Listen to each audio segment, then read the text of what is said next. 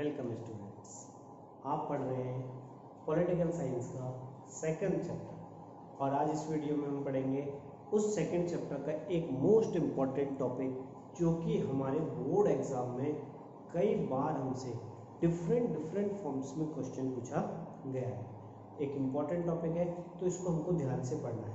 चलो स्टार्ट करते हैं इस टॉपिक को और इस टॉपिक का नाम है शॉक थेरेपी। वैसे तो सिंपली शॉक थेरेपी को हम अपने वर्ड्स में लिख सकते हैं, बट बोर्ड एग्जाम से रिलेटेड हमको इसमें कुछ इम्पॉर्टेंट वर्ड्स जो पॉलिटिकल साइंस में दिए वही यूज़ करने इन अवर बोर्ड एग्जाम में से। चलो तो देख लेते हैं वो मोस्ट इम्पॉर्टेंट वर्ड्स क्या हैं और उन मोस्ट इम्पॉर्टेंट वर्ड्स को किस तरीके से अपने अकॉर्डिंग समझना है वो देख लेते हैं। यहाँ पर लिखा है collapse of communalism in east European and Soviet union was followed by a painful transition from socialist to democratic capitalist। Shock therapy क्या है? एक ऐसा पेनफुल ट्रांजिशन जिसमें कि जो ईस्ट यूरोपियन कंट्रीज थी और सोवियत यूनियन कंट्रीज थी उनको अपने आप को ट्रांसफर करना पड़ा, अपने आप को बदलना पड़ा एक आइडियोलॉजी से दूसरी आइडियोलॉजी की। और हम अच्छी तरह जानते हैं कि जो सोवियत यूनियन था वो कौन सी आइडियोलॉजी को फॉलो कर रहा था? कम्युनलिज्म को फॉलो कर रहा था। लेकिन जब उसका कोलैप्स हो गया, सोवियत यूनियन डिसइंटीग्रेट हो गया यूएसएसआर, तो उसके बाद उनको अपने आप को एक कम्युनलिज्म से कैपिटलिज्म यानी दूसरी आइडियोलॉजी की तरफ ट्रांसफर करना था। और ये एक पेनफुल ट्रांजिशन था जिसकी वजह से हम इसको शॉक थेरेपी के नाम से जानते हैं। और इसको इन्फ्लुएंस किया था दो वर्ल्ड की मेन ऑर्गेनाइजेशंस ने, जिसमें कि फर्स्ट है आईएमएफ और सेकंड है वर्ल्ड बैंक। शॉक थेरेपी को अगर किसी दो वर्ल्ड की ऑर्गेनाइजेशन ने इन्फ्लुएंस किया, प्रभावित किया है, तो वो है आईएमएफ इंटरनेशनल मॉनेटरी फंड और दूसरा है वर्ल्ड बैंक। हम बार बार कह रहे हैं ये पेनफुल ट्रांजिशन था, एक पेनफुल ट्रांजिशन था। तो इसको पेनफुल ट्रांजिशन क्यों कहा गया, इसको हम जरा अपने कुछ इंपॉर्टेंट पॉइंट्स में डिस्कस करेंगे और समझेंगे। बट उससे पहले ये समझ लेते हैं आखिर ईस्ट यूरोपियन और सोवियत यूनियन में वो कौन सी कंट्रीज थी जिन्होंने ट्रांजिशन किया था। जिसमें सबसे इम्पोर्टेंट जो कंट्री थी वो थी रशिया, दूसरी थी सेंट्रल एशियन कंट्रीज और तीसरी थी ईस्ट यूरोपियन कंट्रीज। क्लियर? ये वो कंट्रीज थी जिन्होंने ट्रांजिशन किया था from socialist to democratic capitalist. ठीक है, अब देखते हैं इसके कुछ इंपॉर्टेंट फीचर्स।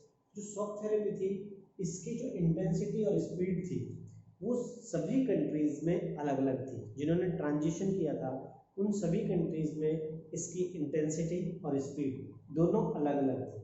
लेकिन अगर हम इसकी डायरेक्शन की बात करें तो ज़्यादातर कंट्रीज में इनकी जो डायरेक्शन थी शॉक थेरेपी की वो सेम थी, उसमें कोई बदलाव नहीं था। अब देखते हैं कि इसको पेनफुल ट्रांजिशन क्यों कहा गया। तो पेनफुल ट्रांजिशन का सबसे पहला जो कारण था वो ये था कि पूरे तरीके से जो कंट्रीज हैं वो अपने आप को सोशलिज्म से किसमें कन्वर्ट चेंज कर लेंगी? कैपिटलिज्म में चेंज कर लेंगे। यानी उनका पूरा सिस्टम जो सोशलिज्म बेस्ड था अब वो सोशलिज्म बेस्ड ना होकर किसकी तरफ जा रहा है? कैपिटलिज्म बेस्ड की तरफ जा रहा है। और दूसरा था कि इसकी रिक्वायरमेंट ये थी कि आपको जो सोवियत यूनियन सिस्टम था, जो स्ट्रक्चर बनाया गया था सोवियत पीरियड में, उस सोवियत स्ट्रक्चर को पूरे तरीके से डिस्ट्रॉय होना था, पूरे तरीके से उसको रूट आउट करना था, मीन्स पूरे तरीके से उखाड़ फेंकना था और पूरे तरीके से अडॉप्ट करना था कैपिटलिज्म को। इसमें क्या था कि जो सोवियत यूनियन की मेन फीचर में हम इंक्लूड करते थे कि भाई प्राइवेट प्रॉपर्टी के वो फेवर में नहीं थे। वो मानते थे कि जो प्रॉपर्टी होती है वो स्टेट कंट्रोल्ड प्रॉपर्टी होनी चाहिए।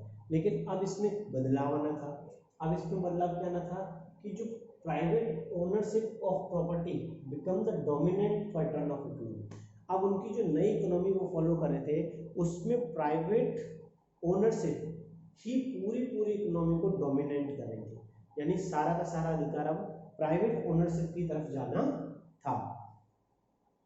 और इसका क्या मतलब है कि भैया private ownership means privatisation of state assets, जो गवर्नमेंट के, जो सरकार के अपने एसेट्स थे, अब वो भी किसके अधिकार में जाने थे, प्राइवेटाइजेशन की तरफ जाना था, प्राइवेट लोगों के हाथ में जाने थे। प्राइवेट मींस इंडिविजुअल्स और ग्रुप ऑफ इंडिविजुअल्स।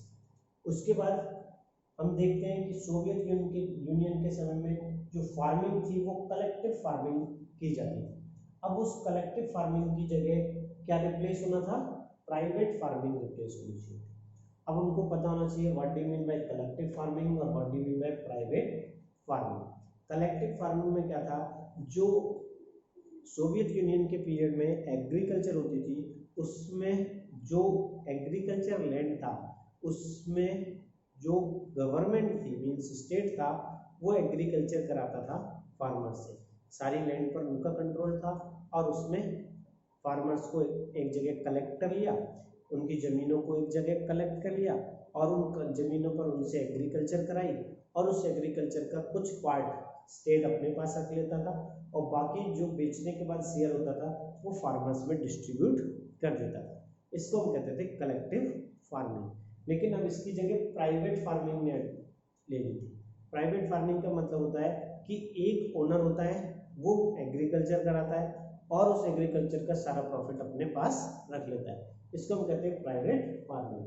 और यही वहाँ पर हुआ कि कलेक्टिव फार्मिंग को पूरे तरीके से रिप्लेस होना था किसमें, प्राइवेट फार्मिंग में, क्योंकि हम देख रहे हैं कि प्राइवेटाइजेशन हो रहा है। और इसके बाद नेक्स्ट था कि वो अपनी इकोनॉमी को इम्प्रूव करने के लिए ज़्यादा से ज़्यादा ट्रेड करना चाहते थे और ज़्यादा से ज़्यादा ट्रेड करने के लिए उन्होंने फ्री ट्रेड को अडॉप्ट किया। मीन्स अब उनको मुक्त व्यापार करना था और मुक्त व्यापार के जरिए ही वो ज़्यादा से ज़्यादा ट्रेड कर सकते थे।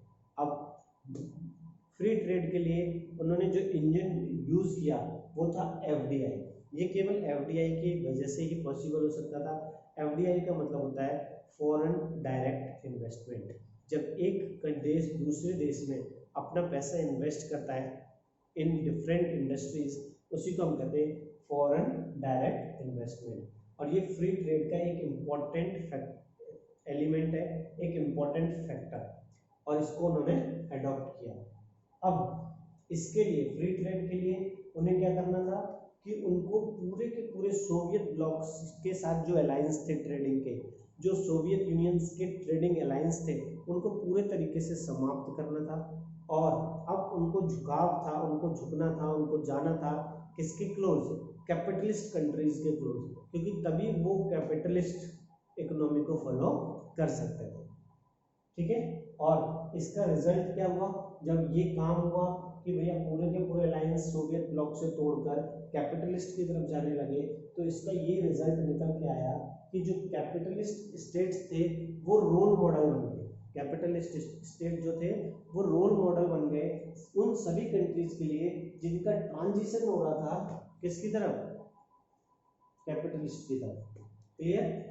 और इसके लिए जो वेस्टर्न कंट्रीज थी उन्होंने डिफरेंट ऑर्गेनाइजेशंस के थ्रू सारी इकोनॉमी को कंट्रोल करना शुरू कर दिया था और वो इसको कंट्रोल भी कर पा रहे थे। क्लियर। तो ये था एक पेनफुल क्यों कहा जाता है, क्योंकि पूरा का पूरा सिस्टम बदल रहा था, पूरा का पूरा सिस्टम चेंज हो रहा था। क्लियर। इसके बाद हमारा जो नेक्स्ट टॉपिक है वो है कि शॉक थेरेपी के क्या इफेक्ट्स हुए, उसका क्या रिजल्ट निकल कर आया, वो हम नेक्स्ट वीडियो में पढ़ेंगे। क्लियर है। इसमें अगर आपको कोई डाउट हो इस टॉपिक में तो आप पूछ सकते हो। Thank you.